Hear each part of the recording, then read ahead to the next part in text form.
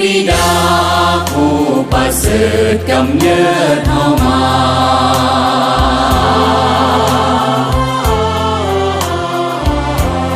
เหมือนมารดา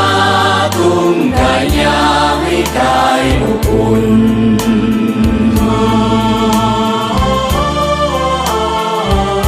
ความรักความห่วงล้นสวงเมตตากรุณ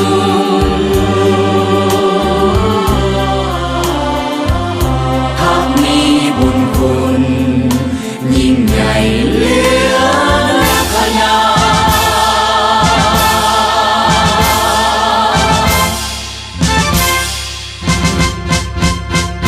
คือทวนไฟ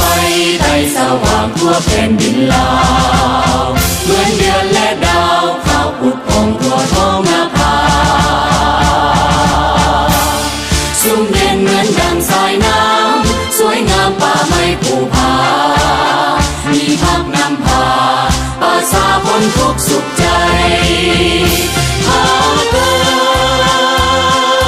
ดพักป่าสาสนปฏิวัติเราผู้เก่งกล้าอาถรรพ์สานใสนำพาชาติลาวก้าวไปสู่จุดหมายเข้มแข็งหั่งนี้ย้อนมีภาคชาติลาวได้มีวันนี้ขอจดจำคุณงามความดีจงรักภักดี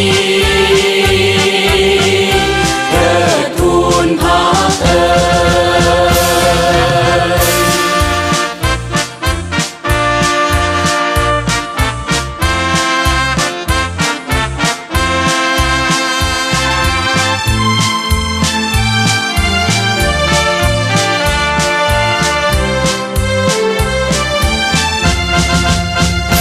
คือทวนไฟไทยสว่างทั่วแผ่นดินลา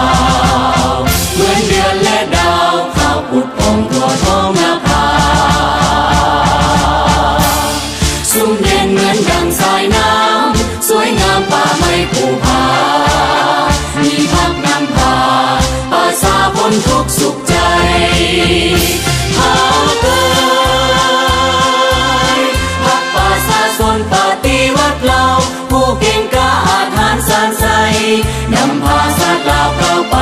สู่จุดหมายเข้มแข็งหั่งนี้